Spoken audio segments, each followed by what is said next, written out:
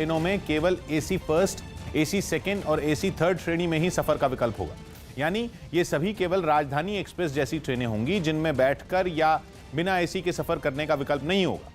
IRCTC की website से केवल 7 दिन पहले ही बुकिंग कराई जा सकती है। 7 दिन से ज्यादा की एडवांस बुकिंग भी नहीं हो पाएगी। यात्रियों को खाने और पीने का सामान साथ लेकर जाना होगा क्योंकि ट्रेन में खाने पीने का सामान नहीं मिलेगा। इसके अलावा यात्रियों को ट्रेन में कोई चद्दर या कंबल भी नहीं मिलेगा, वो भी यात्रियों को लेकर ही ट्रेन में जाना होगा। मुख्यमंत्रियों के साथ हुई बैठक में प्रधानमंत्री ने कहा कि राज्यों के उत्साह और साथ के बदौलत देश कोरोना के खिलाफ लड़ाई जीतेगा। उन्होंने राज्यों में आर्थिक गतिविधियों को शुरू करने पर भी विचार करने का भरोसा दिया। साथ ही ये भी कहा कि जो मुख्यमंत्री अपनी पूरी बात नहीं रख पाए तो वो अपने सुझाव 15 मई तक भेज सकते हैं।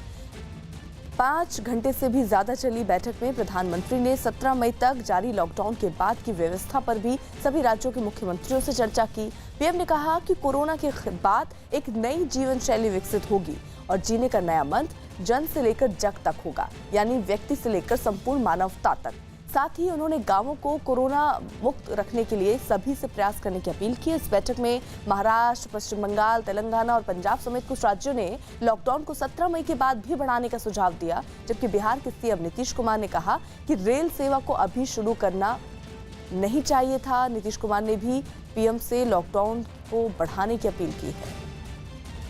पश्चिम बंगाल के हुगली में 2 गुट आपस में भिड़ गए, जिसमें करीब 10 लोग बुरी तरह से घायल हो गए। बवाल तब हुआ जब इलाके के कुछ लोगों ने लॉकडाउन तोड़ रहे लोगों को रोकने की कोशिश की, जिसके बाद दोनों गुट आमने सामने आ गए। बवाल का एक वीडियो भी सामने आया जिसमें कुछ लोग रात के अंधेरे में मकानों में तोड़फोड़ करते दिखे, जबकि कुछ लोग मकानों पर ताबड़तोड़ पत्थर फेंकते नजर आए। यही नहीं, पथराव की वजह से लोगों के घरों में रखा सामान टूटने की लगातार आवाजें सुनाई पड़ती रहीं। बवाल का एक दूसरा वीडियो भी सामने आया जिसमें पथराव की वजह से एक आदमी बुरी तरह से जख्मी दिखा, जिसे वहां मौजूद कुछ लोग संभालने की कोशिश करते दिखे। यही नहीं, पुलिस के कुछ जवान भी वहां दिखाई दिए जो एक मकान में लगी आग को पानी की बौछार कर बुझाने की कोशिश करते नजर आए। इस बीच बवाल के विरोध में इलाके के लोगों ने थाने के बाहर हंगामा कर दिया। थाने के बाहर हंगामा करने वालों में ज्यादातर महिलाएं दिखी, जिनमें शामिल कुछ महिलाएं पुलिस वालों से बहस करती दिखाई दी, जबकि थाने के बाहर पुलिस के अधिकारी हंगामा कर रहे लोगों को समझाने की कोशिश करते नजर आए।